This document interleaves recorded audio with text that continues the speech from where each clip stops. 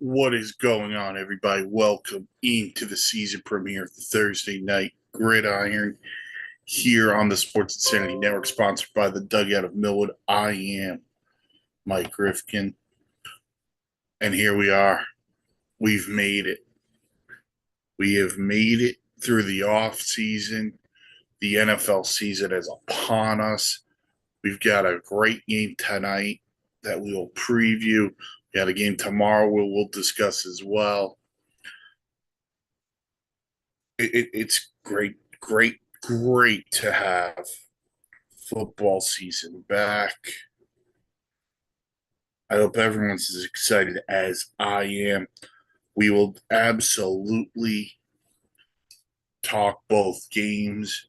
I do want to start with the note that had occurred earlier today. Amari Cooper announced his retirement, so congrats to Amari Cooper on a phenomenal career. He chose retirement instead of playing for the Raiders. So, uh, congrats to Amari Cooper, who was out on the market for a long time. But we'll see what happens with the Raiders as they go forward. But let's let's start with the game tonight. We've got the Cowboys. We've got the Philadelphia Eagles, who will be raising their Super Bowl banner. They will not be on the field for it for whatever reason. They've decided they're not going to be out on the field. The return of Dak Prescott, the debut of George Pickens, and noticeably absent will be Micah Parsons, who last week was traded to the Green Bay Packers for 2 first-round picks and Kenny Clark. Just to dive in on that, if you want to hear more about that, uh, go to wherever you get your podcast. Latest edition of the Wishbone Shotgun podcast. Myself and Noah Trombley discussed the trade, what we liked about it, what we didn't like about it. Um, Listen, if you wanted to make that deal earlier, I think it made sense. Doing it a week before the season, I really didn't like. But look, the Cowboys get 2 first-round picks. They get a guy in Kenny Clark, who former Pro Bowler, plays in the middle of a defense. Excuse me. Um, I am very much looking forward to seeing how much he's gathered in the about a week he's been there, how much he'll play. So we'll have to wait and see on that. But look, the Cowboys had to handle the Parsons situation. Do I think they handled it the right way? No. Um, the more that I've thought about it, but they had to get something done because they couldn't have this go over their head into the season. Because I think the Cowboys, I think there's already a distraction for the Dallas Cowboys, and people are going to talk about it. But I think this is a big make or break year uh, for Dak Prescott. Not because of the contract. I want people to understand that. I understand what Dak signed for.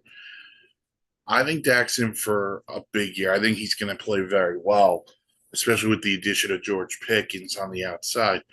The reason why I think this is a huge year for Dak Prescott is because the owner keeps making it a big year for Dak Prescott by saying, well, I paid Dak, and last year, he didn't play 2/3 of the game because he got hurt. That was also his reasoning on Mike Parsons. Like, Mike Parsons got hurt and missed time. I didn't want to, whatever the deal was. I think if Dak doesn't play well, I think you're going to see Jerry and Stephen Jones kind of go, okay, we're going to have to move off in a different direction.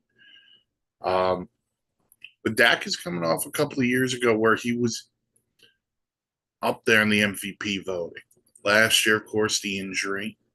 And we know what happened to the Cowboys season. It was not a good one. Uh, so we'll have to wait and see. They do have Brian Schottenheimer gets promoted to head coach after Mike McCarthy got ousted. We'll wait and see that impact. The Cowboys got a lot of question marks going into the year. The same cannot be said about the Philadelphia Eagles.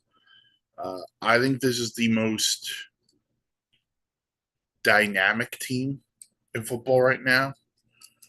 I think they have two of the top five most dynamic players on offense in Jalen Hurts, Saquon Barkley.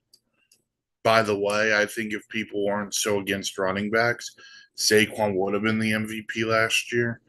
And quite frankly, I think he should have been. No disrespect to Josh Allen. Um, I thought another guy also deserved it, but that's a whole nother conversation. But I thought we saw last year in the Super Bowl, especially against Kansas City, as good as Saquon is, Jalen Hurts proved a lot of doubters wrong. Like, he can throw the football down the field. A.J. Brown, Devontae Smith, they are up there as one of the best receiving duos in the league. Yeah, Goddard at tight end, who can move around a little bit. Obviously, Saquon can catch the ball out of the backfield. They've got a plethora of weapons offensively. They have one of the best offensive lines in football, which I believe that's going to be a key to this game. Both sides, and I'll get into keys to the game in a little bit. But if Landon Dickerson can go, if Lane Johnson can go tonight, I know there's been some question marks around them. This offensive line stays intact all year. The Eagles are going to be tough to beat. They are the class of the NFC right now. Do I think they win the NFC again? That's a question for later. But I'm excited for this game. There's a lot of star power, and there's a lot of questions for both teams. Philly did lose some depth on defense in free agency, but guys like Jordan Davis and Jalen Carter are gonna have to step up. Although Jalen Carter was phenomenal in the playoffs. If he doesn't make that play against the Rams, we're not even talking about the Eagles winning the Super Bowl. That that's how great of a play he made. Um, this should be an entertaining one. A lot of star power, a lot of skill,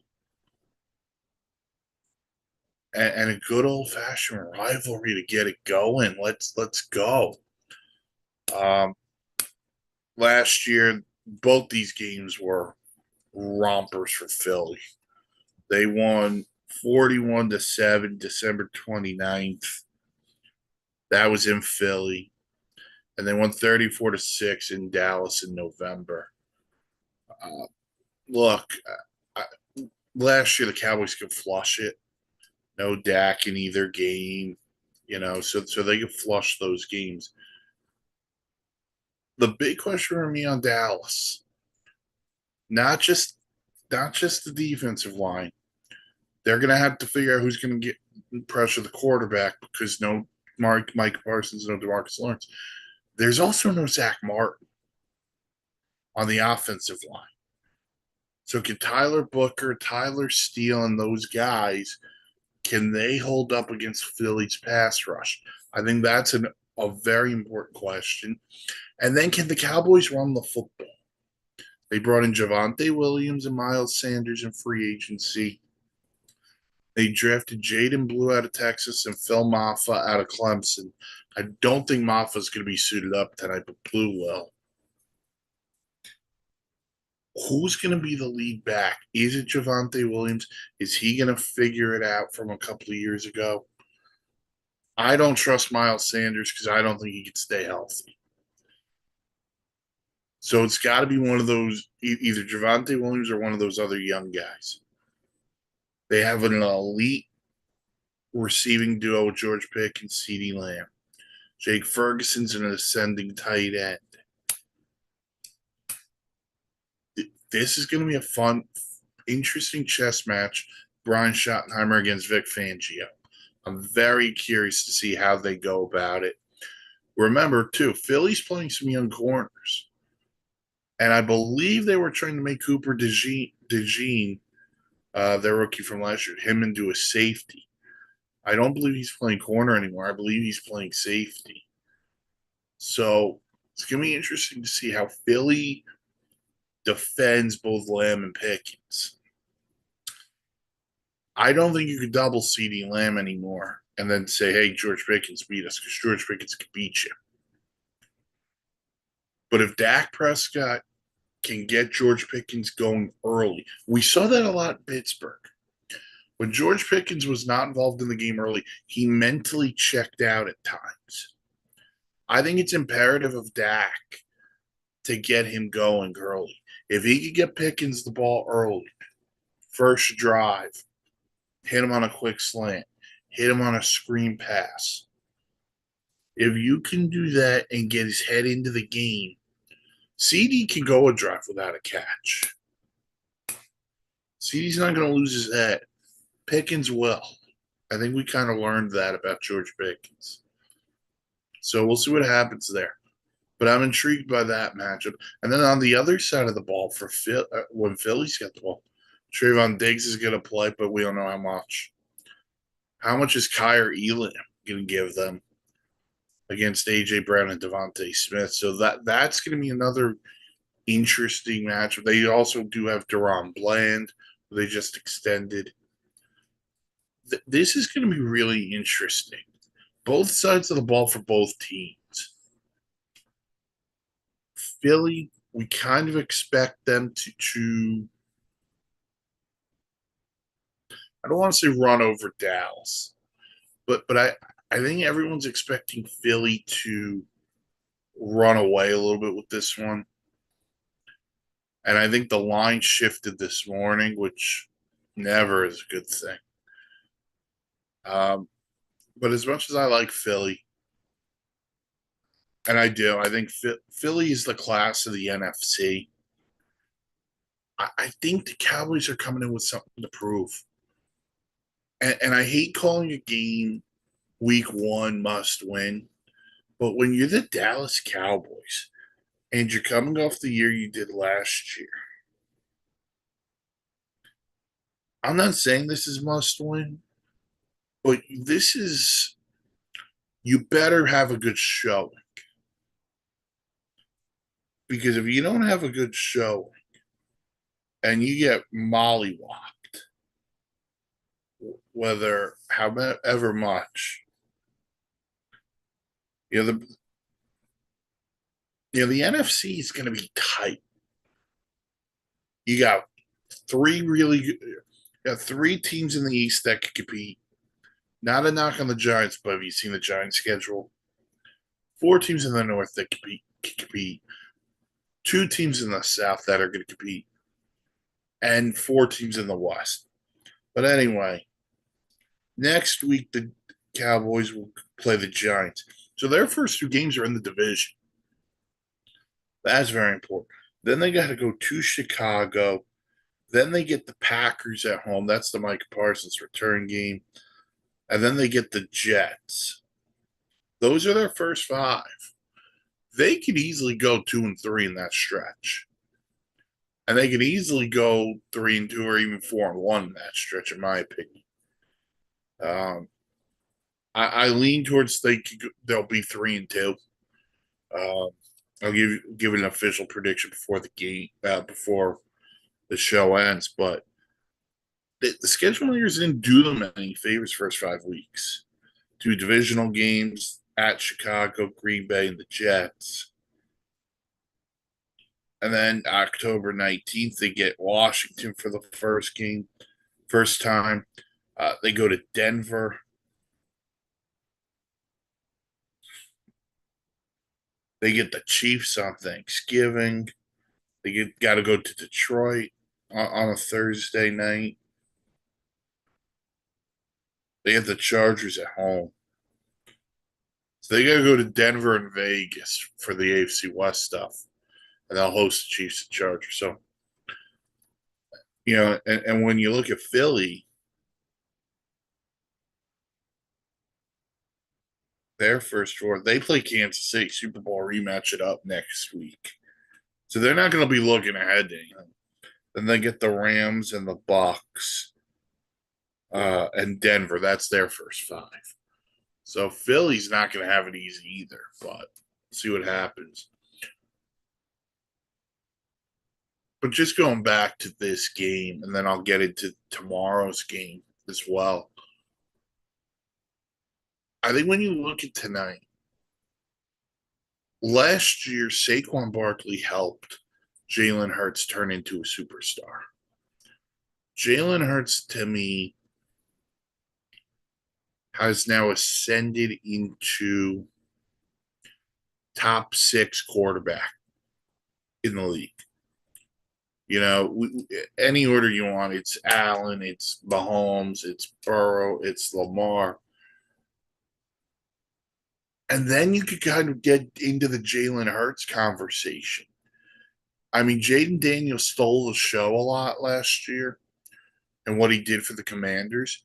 But what Jalen Hurts is becoming for Philly, that's the most important thing. And I think having Saquon there benefited him. Having that great line has benefited him. But the Philadelphia Eagles, Howie Roseman's the best GM in football. And here's the reason why. Don't just think about the offensive line for a minute. Don't just think about signing Saquon for a minute. He spent the second-round pick on Devontae Smith. He traded a first-round pick for A.J. Brown and then was able to give A.J. Brown a very fair contract that the Tennessee Titans probably regret not even thinking about giving them. And then they just have this depth on defense where they really just went, whatever the Georgia kids are doing, we're drafting them. Nolan Smith, Carter, Jordan Davis. They may have drafted another one this year. I don't remember. But Philly is the team. They are the team to beat. And there's a reason for it.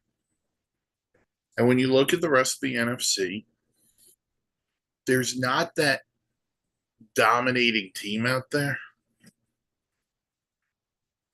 But they're going to have competition. And if the Cowboys want to be featured competition, I think they have to win this game, not just be competitive. I think the Cowboys have to win.